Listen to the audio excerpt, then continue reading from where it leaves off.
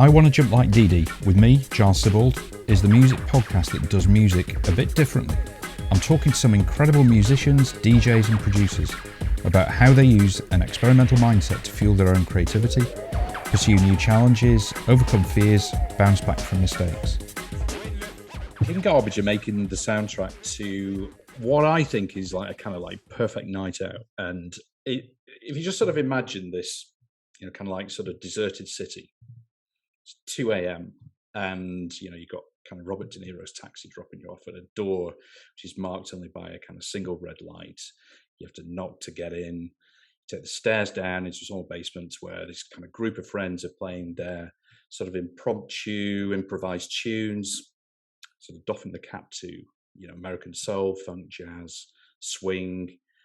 And they've kind of created this room where bonds of, sort of friendship are made, and they never end. It's the sort of place that draws you in, and you never want to leave, and it's you're just always going back. And King Garbage's second long play is called Heavy Metal Greasy Love, which is a fantastic title, by the way. And it's like 9 tracks of like real like life affirming fun. And I'm honoured that, and yes, I'm going to mention this, the Grammy award winning Zach Cooper is here with us today. Hey, Zach, welcome. I got it in. Right. You got it in, man. You got it in. Thank you. What a lovely intro. Thank you so much. It's incredible, really. I mean, I'm really interested in how sort of music, sort of the kind of the visual thing that it gives you, where it kind of transports you to, and one thing that it really reminded me. I don't know if you've ever saw that Netflix series called the Eddie. It's about the Eddie is basically a kind of jazz band in Paris, and they play in this sort of club, and there's like just this sort of bunch of fantastic musicians, and actually all the musicians are real life musicians, and they've never actually sort of been on stage, and that it really that was one of the first things that visually I kind of saw, which you guys sort of playing in that style of club. It's like Parisian sort of jazz club. It was just fantastic. Cool, man. That's awesome. I know. I love that does that for you. I'm not sure what to say. I've never seen that show, but yeah. I mean, I think we're kind of going for cinematic on this record, at least, and varying degrees of cinematic, and yeah, that's cool. That's cool that you're getting the crazy visuals, man. I'm with it. Yeah, so it's been kind of what sort of 4 years since your last, or 4 or 5 years since your last one, wasn't it? Yeah, last one was 2017. 2017, right? Yeah. So how does it feel to be kind of back into it, and recording, writing, getting the press around it now must be a great feeling, right? It's great, man. Yeah. I mean, I never really got out of it. We've been steady working since then. In fact, we were never more busy than from the time right after Make It Sweat came out through till now. We've just been going and working on, writing a ton of material that eventually ended up being this record, but hundreds of tunes just sitting there, and I'm not just trying to flex or anything like that. If for people who do this, that's what happens. If you keep writing songs, you keep writing songs and keep making and you sort of keep getting coming. Them, yeah, exactly. But then on top of that, we've just been staying busy with producing and writing for other folks, and getting brought on for other projects, and yeah, man, so definitely plenty to do. And so but it is nice to be back in like an album cycle kind of period of just sort of getting to like share something that's been cooking for a long time, and yeah, see the reaction and absorb some love and some support, and get to like focus energy on like making videos and engaging with social media a little bit more directly, and making album art, deciding on vinyl colors, and all the stuff that's like not the kind of thing we think about every day, Yeah.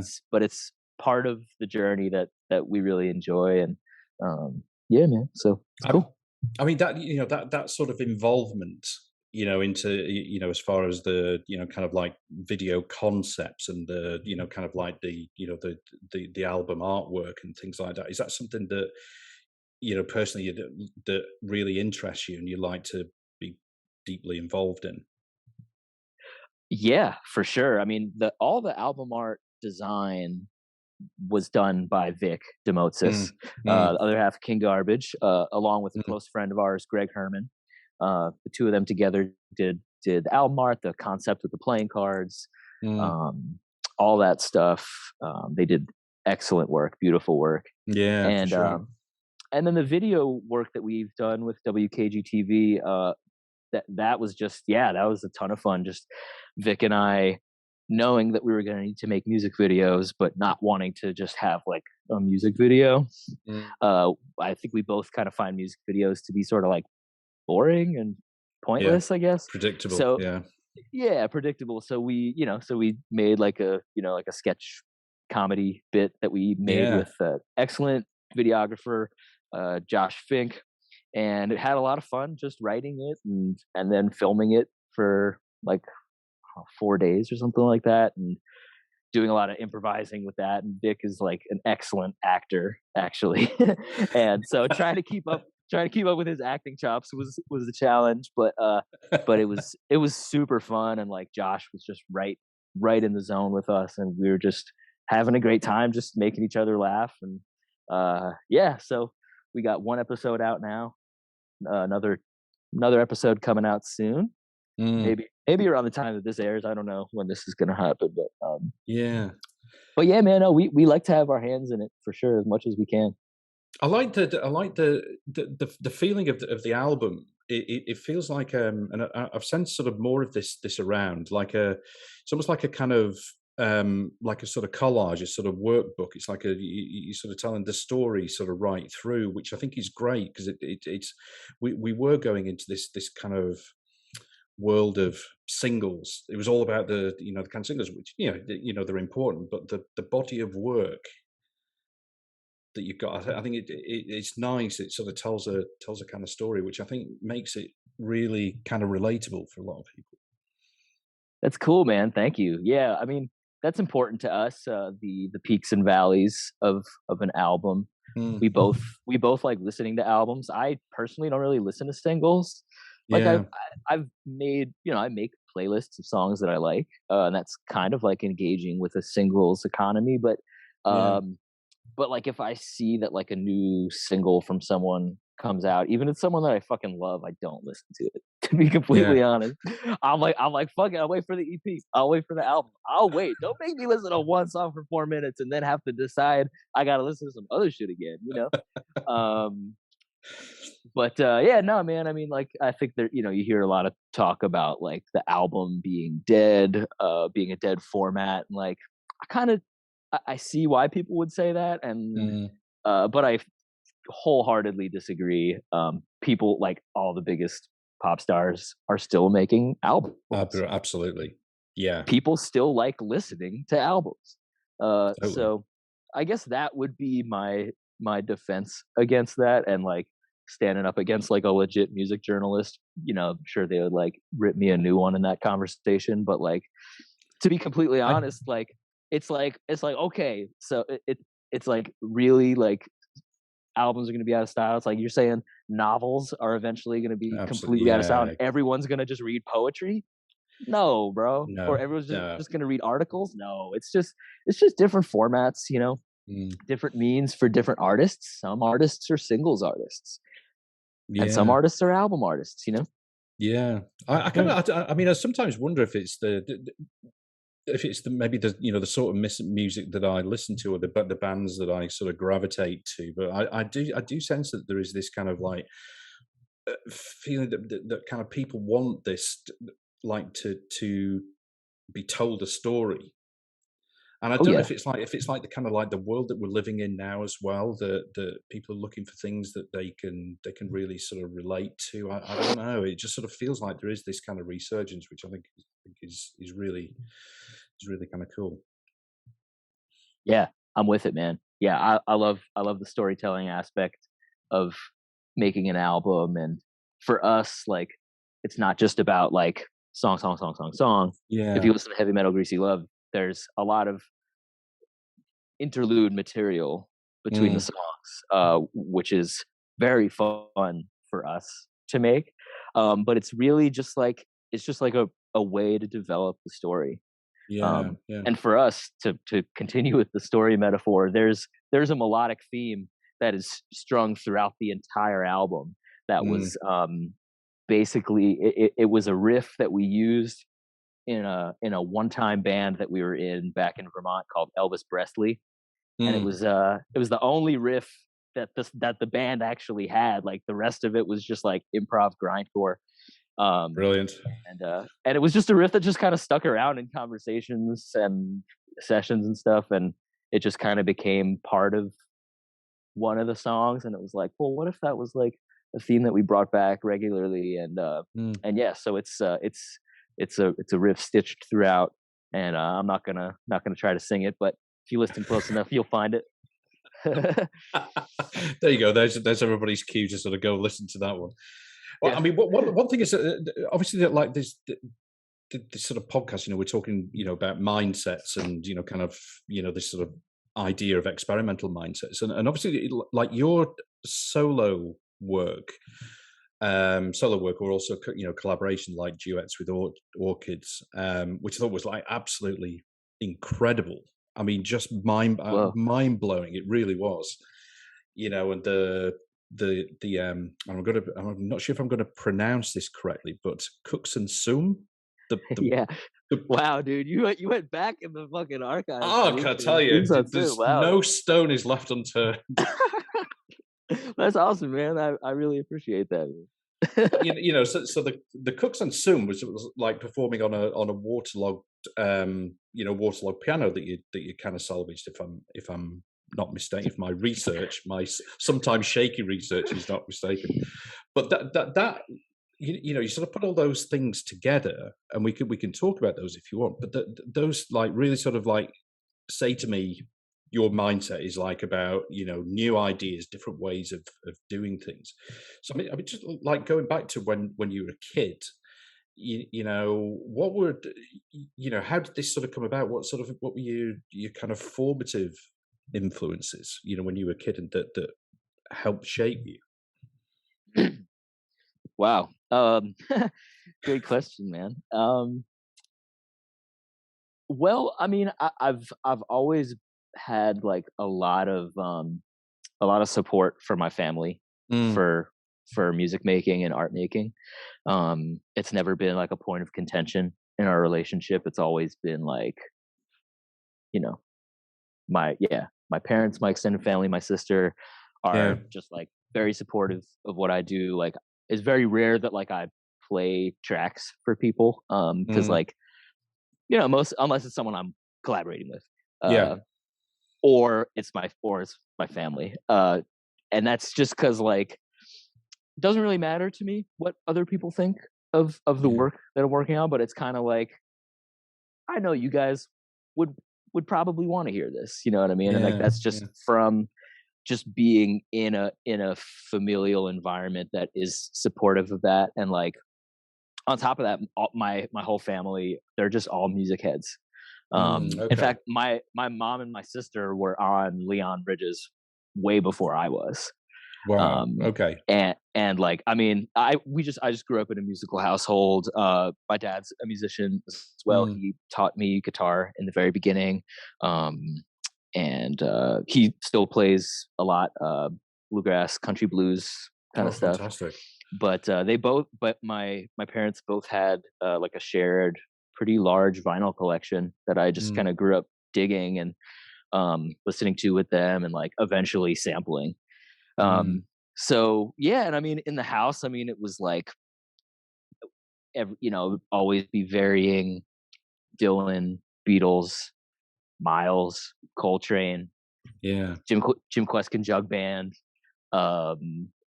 Roland Kirk, Pharoah Sanders, uh, Mississippi John Hurt, just like it's all over the place, yeah, you know what I mean? And like, so I think I grew up in like an all style household, I guess. It's really interesting how you have that, you know, with that you know, and the importance of that sort of support of your, you know, kind of family and, you know, kind of friends, and, you know, how you kind of find, I guess, sort of, you know, find your people as you're, you know, as you're kind of growing up, as your sort of identity is sort of shifting. I mean, like when I was a kid, I mean, I was sort of classically trained originally, and but I had this sort of love of punk rock music. That was my kind of thing when I was a teen, early teen, you know, even just before that. And I couldn't sort of reconcile the two. I don't think that you know, you talk about like so many different influences that you had. I don't think I had those, and it was only later that I started to, something triggered me. In fact, I think what it was, there was the very first Public Enemy album that came out, and I just like, that was just like, whoa, this is this is so different, and I really kind of want this. And there was that little trigger, and I think it made me open my mind a bit more, you know. Totally, man. Yeah, and I mean, there's always room to open your mind with the shit. Sure, you know, even if you do grow up listening to, you know, a diverse array of things. Like the first time I heard like Mr. Bungle and Naked City, I was like, oh, okay. Well, how about that? You know what I mean? And like, and you know, and to this day, that stuff is super formative for me. And like, you know, something that comes up in conversations surrounding this record is like maybe the genrelessness of it. And I think the reason it's like that is because of bands like Bungle and Naked City and other like genre jumping bands from back in the 90s and 2000s, 80s even, that were experimenting in that way and playing in that way, so that we can get to the point now where we don't need to do that. We can just make one song that's like somehow evokes that feeling, you know? Yeah. I'm glad that you mentioned or sort of used the word genreless, because I think it's, I think that in a way, sort of genres or attaching labels to certain types of music sort of holds us back a little bit, you know, and you know, it's kind of like a bit lazy as well, isn't it? You know, it's, you know, for ease at the record store, or for ease of, you know, kind of press when you're distributing stuff like that. But you know, yours, you know, incorporates a lot of different, you know, kind of styles and sort of moods, and I think this is a great thing to have, you know, where you know, there's no framework. You don't have a framework. You can blow that out. Yeah, I think that just kind of comes with a lot of labor. And I definitely don't want to shit on like genre artists, but when you have a trope or a tradition to fall back on, when you have the question of like, fuck, what do we do now? How do we solve this problem? Yeah. It's like, well, let's just reference, let's listen to something. I'm not saying I don't do that, because they certainly do. Yeah. That's how we build culture. You know what I mean? We reference each other's work from years past, or from something you heard last week that came out last week. So this is by no means a way of downplaying that, but like when you do rely on the scaffolding of a genre, it removes part of your voice, I think, and it becomes more of a cultural entity, which I think is awesome. Like I said, that's like how we build culture. But like, I think we also build culture by really like burning a little bit and figuring it out for yourself. And that's not to be like a bootstrapsy kind of narrative either. It's like it's more of like it's like, I guess what I'm encouraging is like introspection. And like, and instead of like using the problems of the solved problems of the past to solve your musical problems. And by problems, I mean like equations. You know, how can you as the artist just dive a little deeper into yourself and find something that feels right for you? Yeah, I think that I mean, I like again that sort of word introspection. I think that's really cool, and it's a great way to kind of look at it. You know, kind of making us all sort of think for ourselves. You know, you as the artists, us as the, you know, kind of consumers, the listeners. You know, makes you sort of look inwards and kind of think a little bit more. You know, rather than, and I appreciate, you know, that, you know, what you say. You know, you can't sort of diss some of the sort of the artists that operate in genres, but you know, it encourages that thinking a little bit outside the box. You know, thinking outside, and not even of like old frameworks. Totally. And not even just thinking, just trying, actually acting. Doing. Yeah. Actually like doing something, like sitting at the piano and just, or not even at the piano. Like if you're working in the box, do it in the box, like whatever, just do something completely out of the ordinary for yourself. You know what I mean? I feel like we tried to do a good bit of that, and just like tried to just like create clean slates for ourselves here and there when we could, or just do something different than how we would have done it in the past, you know? And like maybe instead of like leaning on the scaffolding, sort of like negative scaffolding, it's like, well, okay, if we've done that before, then let's just do the opposite of it, you know? And that's kind of related to this, I suppose. Yeah, I guess with that as well, that you know, actually do it, you know, instead of just, you know, not just thinking, but actually doing. So going and doing things that are sort of different, and, you know, which obviously you did with, you know, some of your solo stuff a few years ago. But, you know, with that comes, you know, you're perhaps going to make mistakes. You know, you're gonna you know, how do you sort of react? How do you handle those kind of feelings, or the, you know, when you make a mistake, or do you find it easy to kind of brush it off, or just, you know, does it bother you? No, it doesn't bother me at all. I mean, I think we're in like the business of making mistakes and dealing with mistakes. I mean, it's like, you know, goddamn, how many times did I have to run this guitar track? Or, you know, like how many, I mean, the countless phases that each one of these songs on Heavy Metal Greasy Love has gone through. I mean, like, I don't really even think of it as like mistakes, so to speak. It's kind of like, or something. Yeah, and like something that I try to stick to is like, sometimes if we're working on something and putting in a lot of time, a lot of hours, you know, you might start getting fatigued. Sometimes I just straight up don't know. Yeah. Like, it's like we just worked for hours on this like one tone or this like one thing, and like we're building the song out in a new way. And like after working on it for like 5 hours, I'm just like, fuck, dude, I have no idea if this is cool or not. I can't make a decision about it right now, so I'm just gonna step away. And I think that's one of the great things about working with a DAW and working in like this era of music making. It's so easy to just like shift gears. Whereas like if you're working in like all analog studio, it's a little harder to, okay, well, let's take this reel off and put it away and put a new one on. Let's reroute all the microphones and all, you know, all this shit. Like for when you're working in a computer, it's like, okay, I think I'm done with this one for now. Click, click, click, click, click. I'm in another project, completely different mindset. And I mean, I know for Vic and I both, like we both do a lot of that. I wouldn't even call it multitasking. It's like it's just like working on many things at once, and it's like kind of, it's working on a body of work, I guess you could say. Yeah.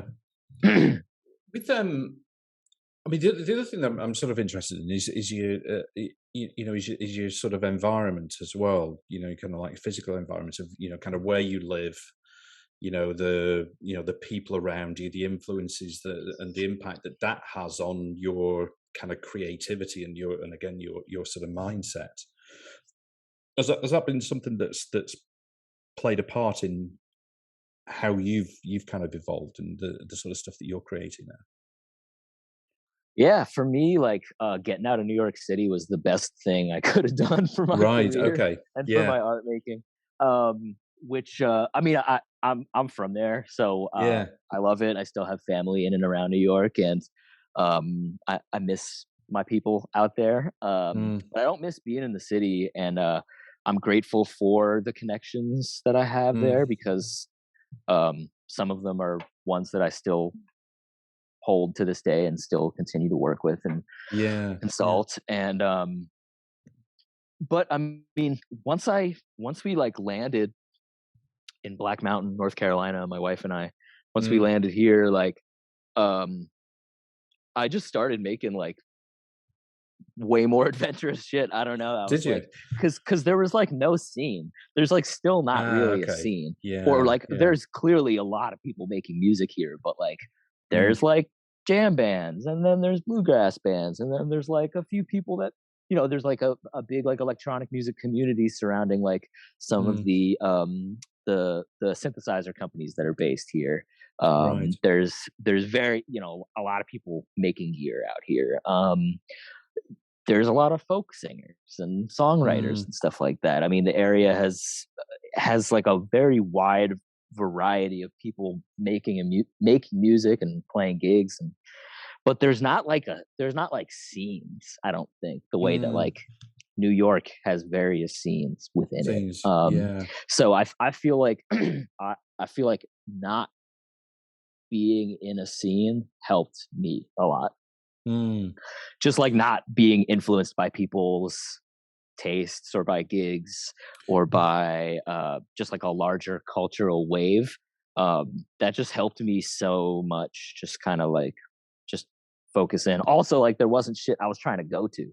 Like if you're in New York, like Yeah. you could go to a show every goddamn night and have the time of your life, you know what I mean? But like out here, like at least at that time and still now, I mean, maybe like a couple times a month be like, oh, that's a show I'd like to go to, and then I don't go because I have two kids. But like, Yeah. Yeah. but like there's for sure awesome shit happening here all the time.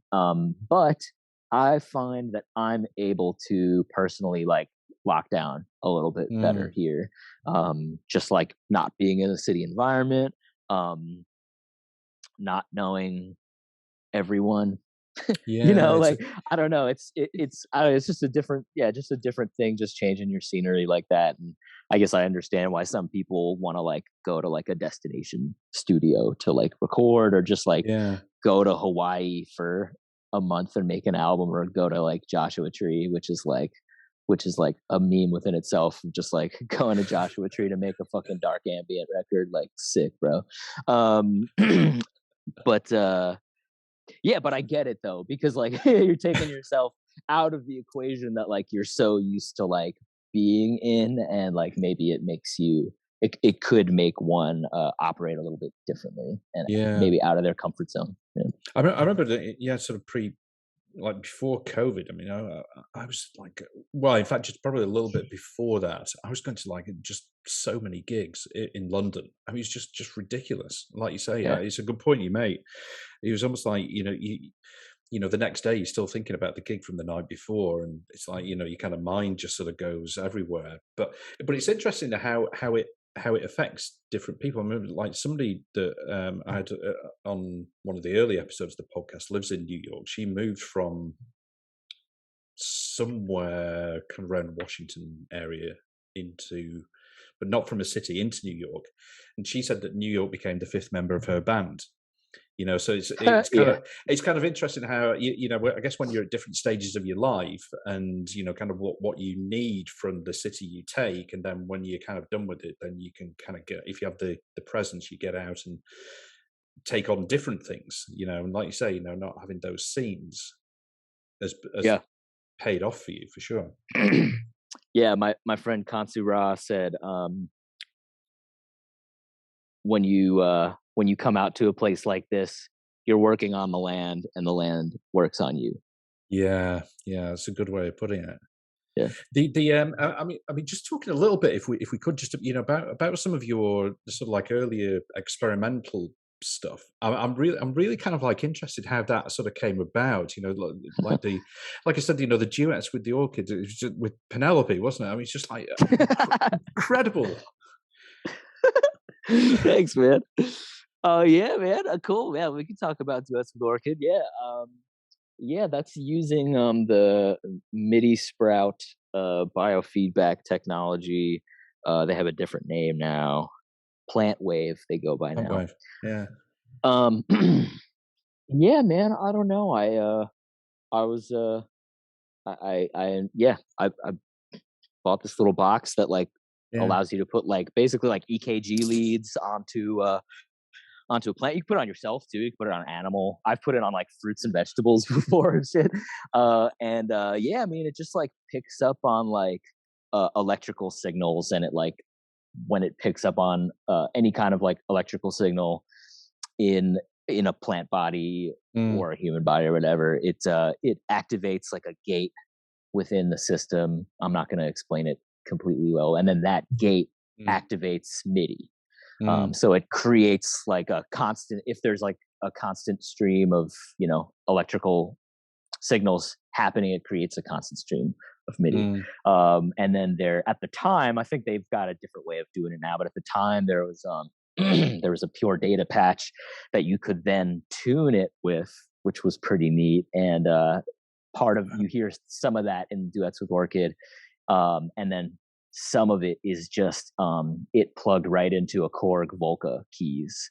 So that's a collage of studio recordings with the MIDI Sprout and Penelope, and live recordings that I did with dancer choreographer Caitlin Sweat, who's also from Black Mountain. She lives in Durham, North Carolina now.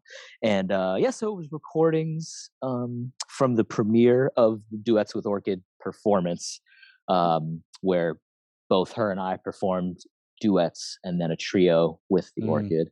Caitlin dancing and me playing prepared guitar and live electronics. And yeah, man, so that piece was just kind of like, I had like a lot of recordings from using that technology and that setup, and just wanted to like have like have a snapshot of that time. And thanks, man. I appreciate it. No, honestly, it's a groovy one. I love that sort of stuff. I mean, it's maybe me. I don't know, but I thought it was great. But like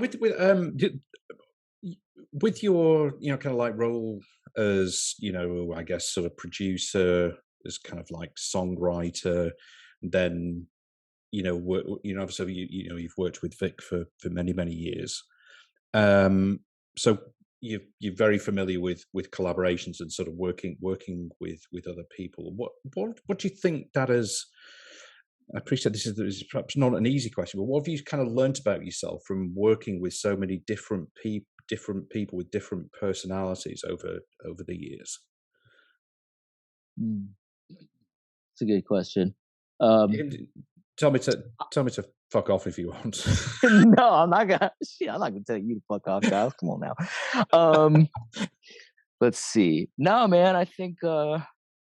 What have I learned about myself? Well, I personally think that I am a very good collaborator, and I think some people would disagree with that. But I think it is. I think it's a strong suit of mine. I really enjoy doing it. And then something that I've learned is that I think, just like any relationship, it's really important to make clear your boundaries and your comfort level and your bandwidth. Yeah. And just make sure that like whoever you're collaborating with, you know, knows like, oh shit, he got 2 kids. Like, you know, maybe just give it some time to get those bounces out, or you know, really strapped got a ton of shit going on right now. Maybe I need a little more time. Maybe I should be really clear about the fact that like, I don't have a ton of time. I really want to do this, but I don't have a ton of time right now. Or the other way around, I'm wide open and I'm fucking amped on this project. Yeah. Tell them tell them that shit, you know what I mean, so that they know that you appreciate them, you know. And I think that like all of that is stuff that I've learned, you know, recently. And but also like and that's like I think like on like the self-care and self-protective boundary-based spectrum, but to be a little bit more free in the talk of collaboration. I mean, what I love about collaborating is like shit happens that I would never do on my own. And it's just like, it's amazing what the polyhuman experience of art making can yield. And I think that people know the difference. And I think it, whether they know by looking at the album cover or the liner notes or listening to someone talk about it, or just by listening to something, like I think that's why people like bands so much. That's why everyone loves the fucking Beatles and Led Zeppelin and shit like that. And that's why I think so much popular music that is collaborative in nature is really the shit that sticks around, and that's the legendary stuff. The stuff that's not the lone genius, that's, you know, doing all the stuff by themselves. It's like it's a crew of people laboring together for the product, you know. It seems to be sort of, I don't know whether it was sort of COVID and lockdowns and stuff like that, but there seemed to be a lot more, you know, kind of openness to collaborations than perhaps there was previously. But obviously it's something that you've been doing for a long time. I mean, do you find I mean, do you sometimes think that if you're approached about a collaboration, you sometimes think, I don't know, not sure, but then go for it and say, well, let's I mean, subject to time and, you know, your kind of resource and all that kind of stuff, but you're kind of thinking, okay, well, let's go for it. Let's see what it brings. Yeah, I mean, unless it was somebody that was like diametrically opposed to, you know, kind of what you're doing. Oh, I don't know, maybe not. I mean, I've definitely said no to stuff, and I've definitely like tried to do stuff that seemed like maybe it would be diametrically opposed. I don't know, but personally, yeah. I mean, it just, for me, it kind of just depends on the timing and like how busy I am or we are, and how interested I am in the music. So it really depends, man. It depends. But I mean, certainly like always down to be taking chances for sure. Especially, you know, there's definitely been projects that we've worked on that have maybe been like orchestrated by, you know, A&Rs and stuff like that. It's like sometimes that's just like, oh yeah, cool, this will be fun, and then like, you know, maybe nothing happens, and then the person who you're like, I have no idea who this is, I've never heard a song by them, and then you write a fucking slammer, you know. I don't know. I remember I love this. It's a quote from this like a Spanish chef, and he said, we don't realize and we don't understand that life begins at the edge of the unknown. And I thought that was just sort of like fantastic. You know, whenever you kind of like have sort of self-doubt, or you kind of thinking, oh, this is something I've never done before, I don't know, I'm like sort of shit scared of doing it, I can't. You take that step, and that's where the exciting shit happens. If you can get over that barrier and do it. Most definitely. I can't how do I say it?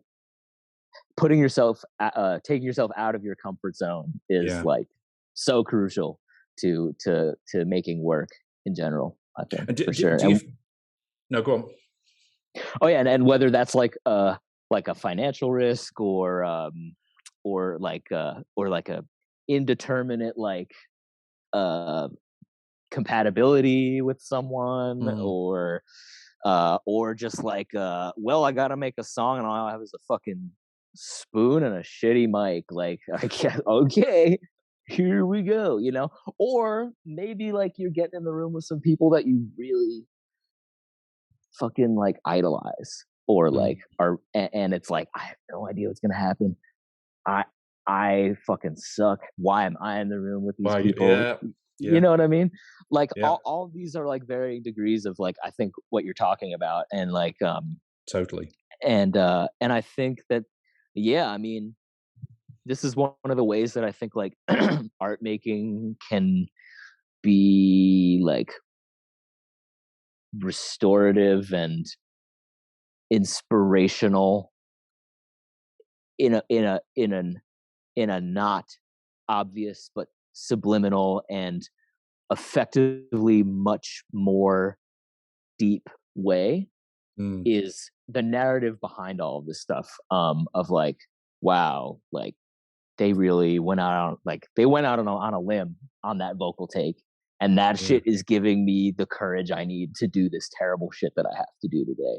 And it sounds kind of stupid, but like it's like that shit is real. That shit is totally real, and it's like, and I don't think it comes with like preachy second person lyrics. I think it comes with like with the subtext of looking at something and being like, this is something that someone actually spent time on and like took the risk of like whatever kind of risk it was that they needed to take in order to achieve said thing. Yeah, does that make sense? No, it does.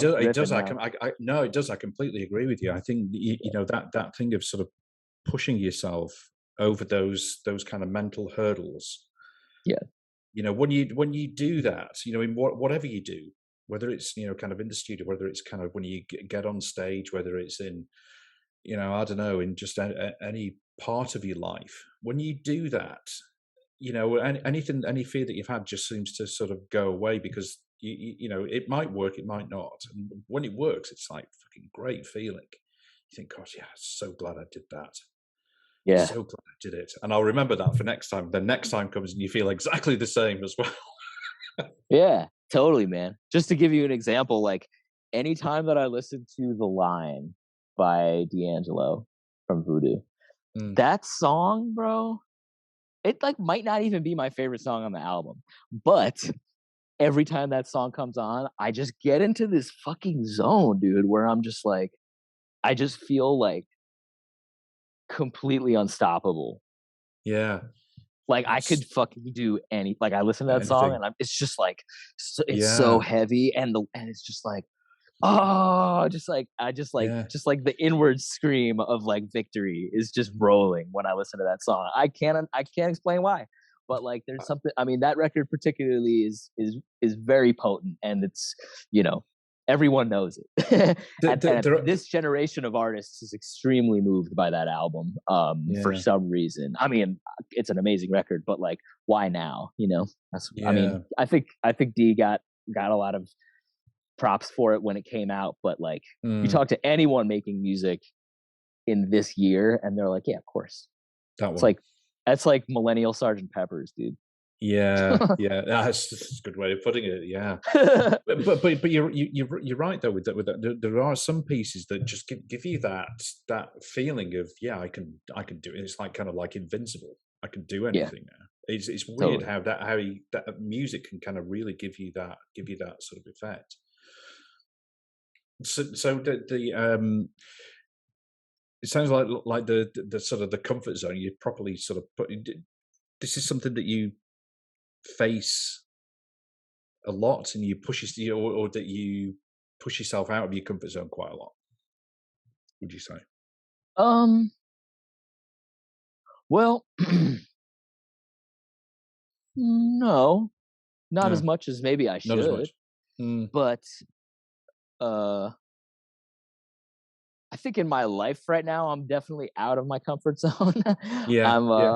I'm raising 2 kids. I'm not sleeping a lot, and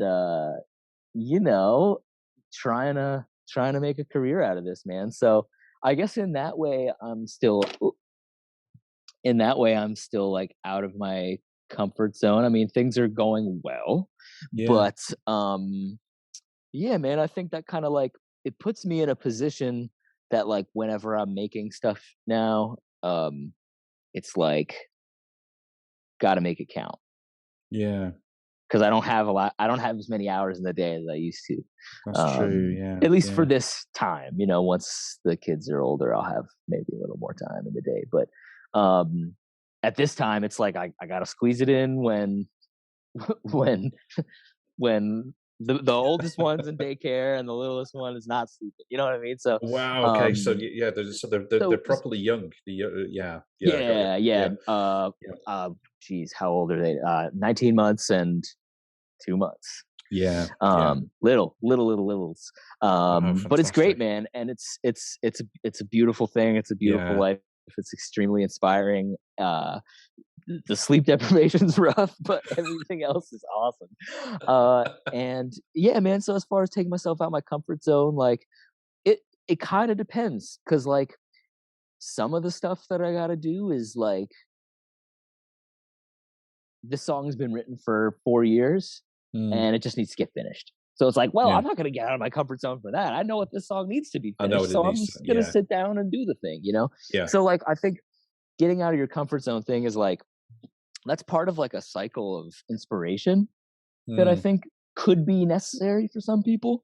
But like, I definitely don't want to downplay the necessity of like art making also being a job. And not to sound like too fucking capitalistic or anything, but like a lot of times I'm just like going to work.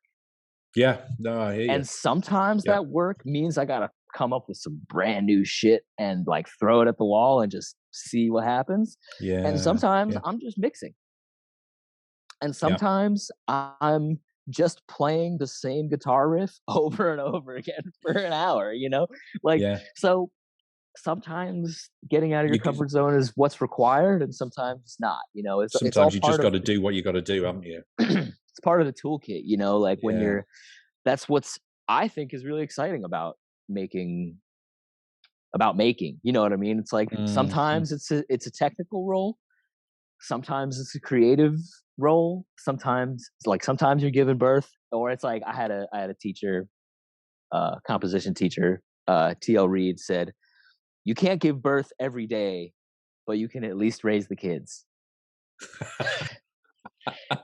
Like I'm legit doing that now, which is he like read my future for sure. But I think that's a great way of looking at it. It's like, sometimes you come to your space of working, whether that's the fucking voice memo app or a home studio or an instrument or a nice ass studio, and you like, I got an idea. And it's like, boom, it happens in 2 hours and it's amazing and it feels incredible. And then sometimes you did that yesterday. Yeah. And now it's like, oh man, I really could do that bass part better. Like I got to retrack these drums. I got to EQ these vocals. You know what I mean? It's like, so it's all just part of the making, you know? And maybe that's a producer thing too. Like people who just write songs, that's not what it's like for them. For them, it's like, oh, I just got to dial in this lyric. I gotta re-sing this demo, and then it's different. You know, different for everybody. Yeah. Would you call yourself a perfectionist? You know, when it no. I mean, I love that. It's definitive. No, absolutely. No. I mean, I know when I've like done the thing, but like perfect is like that's not really a word I fuck with in general when it comes to this stuff, because it will never be perfect. If you are a perfectionist, you will literally be working on the same song for years. And we already work on the same song for years. And it's like, and it's enough. You know what I mean? It's like, sometimes you was like, and even like listening back to the masters of Heavy Metal Greasy Love, it's like once you hear the shit through that lens, it's like, oh shit, we missed something. You know what I mean? And there's like stuff in there where I'm like, oh shit, I can't believe we missed that. You know what I mean? And like, it is what it is, man. I love the record. I love how it turned out, and it is what it is. And like, I think if anything, all the fucked up imperfections that get recorded The fact that we can record hours upon hours of material now with the way that recording technology is, and not spend a fucking fortune on the thing that you do spend a fortune on the thing that you record on, but it's not as much, like, it's not so limited the way that tape is. You know what I mean? So when you can record 1 million takes of the vocal, of the drums, of this, of that, or of any kind of performance, like, you can create all the imperfections that you capture as well, create like a new perfect. It creates like a new dimension, and like the possibility for like dimensionality and like dimensional jumping with recording arts now, I think is really exciting. It's exciting. Yeah. Well, Zach, thank you so much. Thank you so much for coming on. It's been phenomenal. It's been really awesome. Really fascinating talking to you. And once again, I mean, congratulations on the record. I think it's a phenomenal piece of work. And actually, are we going to be seeing you on tour? No, sir. No touring right now. Unfortunately, it would be awesome, but not the right time. Not. Yeah. No worries. Yeah, man. Well, brilliant. What can I say? Thank you so much. It's really, really great to talk to you, Zach. Thanks so much, man. Awesome. Thank you for your time, Giles. I really appreciate it. It was great being here. Thanks for having me. Thanks for listening to the show, and I really hope that you enjoyed it and that you'll tune in for the next episode. In the meantime, it would be really awesome if you could rate and review the show, and also share it with any friends who you think might enjoy it.